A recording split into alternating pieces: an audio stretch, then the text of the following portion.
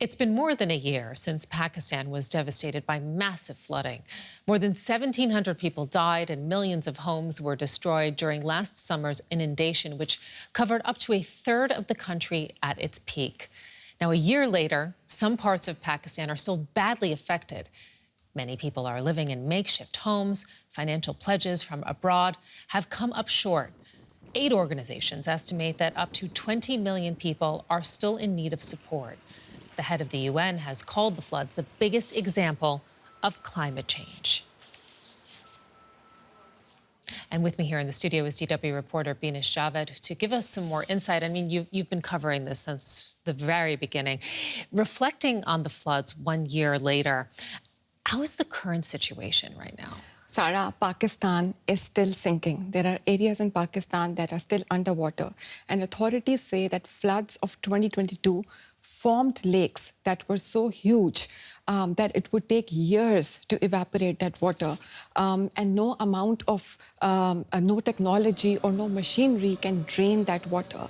And imagine that almost 2 million people are still living alongside stagnant flood water. And because millions of acres of agricultural land was damaged, floods of 2022 contributed in one of the worst economic crises Pakistan has seen in years. So when you put this into context, what was the biggest effect, would you say? What has had the biggest impact?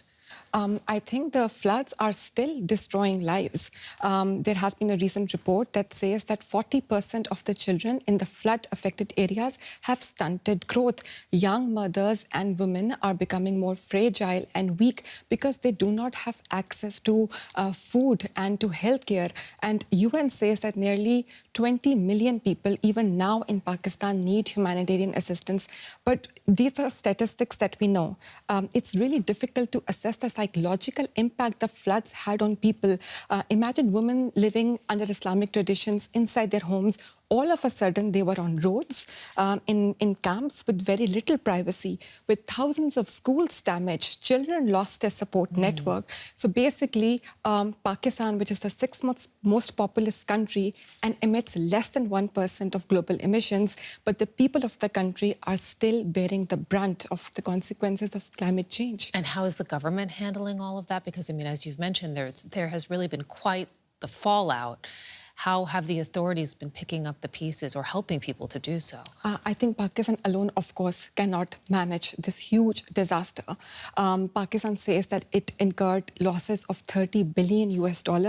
It's asking for $16 billion US to rebuild Pakistan. And to rebuild Pakistan has to build climate resilient infrastructure, which is very expensive. So for $1 of usual construction, Pakistan needs $4 for constructing climate resilient infrastructure, because Pakistan will keep getting extreme weather events. The scientific studies have proven that. And that is one reason why Pakistan pushed for the loss and damage, for setting up of the loss and damage fund in COP27 last year.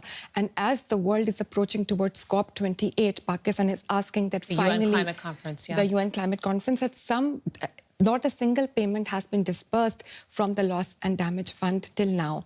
And Pakistan is also asking and reminding the rich countries of the pledges of $100 billion they made in COP15 in 2009, that they will start dispersing $100 billion each year to poor countries after 2020.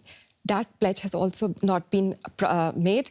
And though $100 billion sounds like a big figure, but Sarah, that's quarter of what rich countries pay to fossil fuel companies each year. So in other words, so much work to be done, and Pakistan acknowledging that it can't do it alone, that it needs international partners to help. DW reporter Binesh Javed bringing us up to date. Thank you so much.